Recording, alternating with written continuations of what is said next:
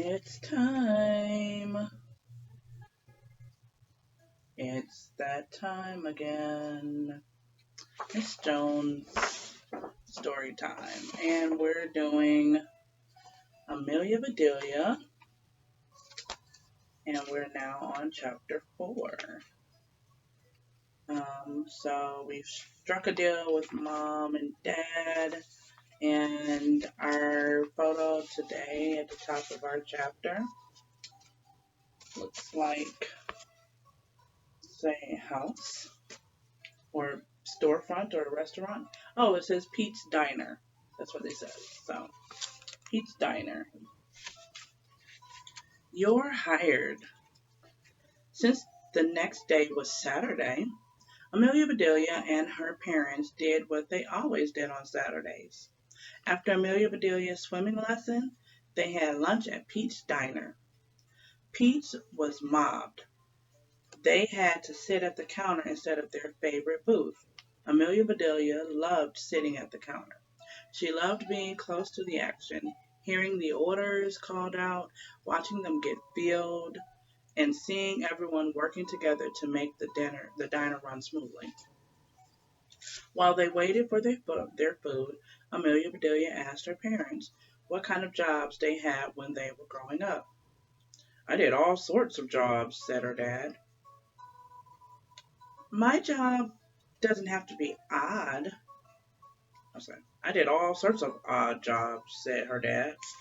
My job doesn't have to be odd, said Amelia Bedelia. I don't have to be a lion tamer or something unusual. It can be a normal, regular job, so long as it pays me a lot. When I was young, said her mother, I worked as a waitress. I made buckets of money. My customer, my customers always gave me big tips. That sounds fun. That sounds kind of fun, said Amelia Bedelia. Did they ever tip you so much you fell over? Before her mother could answer, the food arrived. Their usual waitress was so busy that the owner of the diner, Pete, served them. Sorry, folks, he said as he put down their plates. I am very short-handed today. Amelia Bedelia looked closely at his hands. They looked like they were regular length, not too short, not too long. Then she looked at the french fries in front of her. Yum, she said, and she gave the ketchup bottle an extra hard squeeze. The ketchup squirted right over the top of the fries and onto Peen's clean white apron. Hey, shouted Pete. Look out! Ketchup's on the loose! Amelia Bedelia thought she was in trouble until Pete chuckled and asked, Do I look like a French fry to you? No, said Amelia Bedelia, but you do look like you need some help. Do you have a job for me? Pete looked at Amelia Bedelia's parents. Okay, so this is what these are the photos. So this one up here looks like mom or Amelia Bedelia being a waitress, because, mom talked about being a waitress. There she is. She's got a ruler in her thought. She's thinking about the size of his hand because she said he was short-handed. And she's comparing it, looking at it. Then we have our ketchup bottle over here being squirted all over the place. Do we have any pictures up there? No. Okay. I love these drawings. I think I told you guys that before. They both smiled and shrugged. We come here every Saturday, said her father. She knows your routine. Her mother added, She's a good worker. Amelia Bedelia will do exactly what you tell her to do. And she's on vacation now, so she has some spare time. Pete leaned forward to take a good look at Amelia Bedelia. I wonder, he said. Can you cut the mustard? I've never tried that, said Amelia Bedelia. But I sure can squirt the ketchup.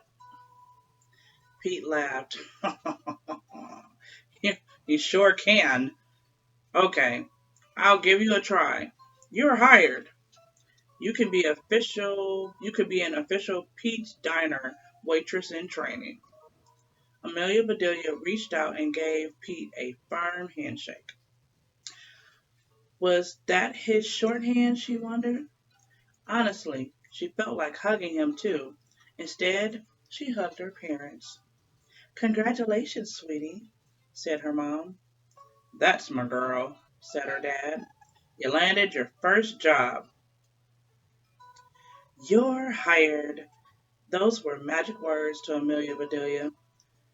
Those words meant that her dream bike would soon be a reality.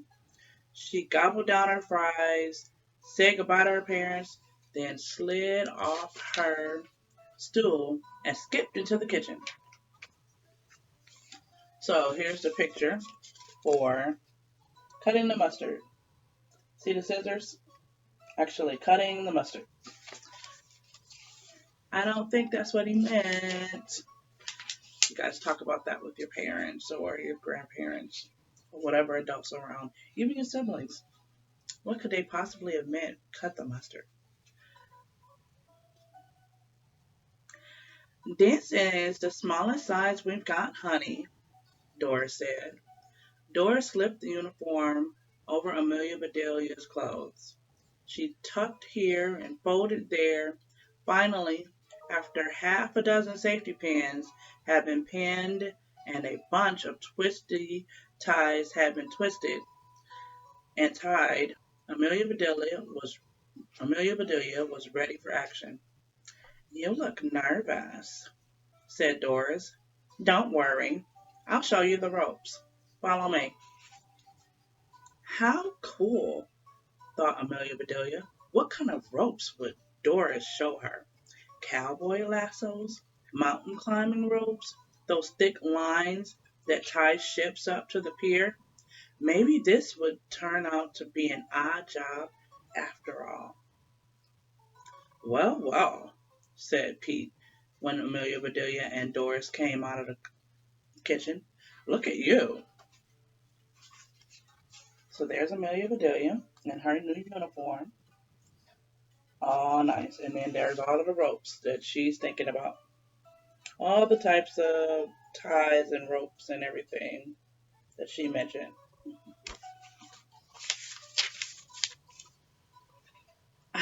I can't, said Amelia Bedelia. There's no mirror. Well, believe me, he said. You look like a waitress, a real waitress. Now I have only one rule. Can you read that? He pointed at the sign over the cash register. Amelia Bedelia read the sign out loud.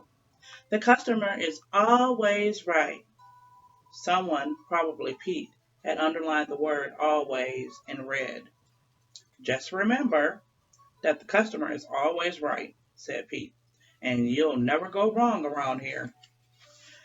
Wrong, thought Amelia Bedelia.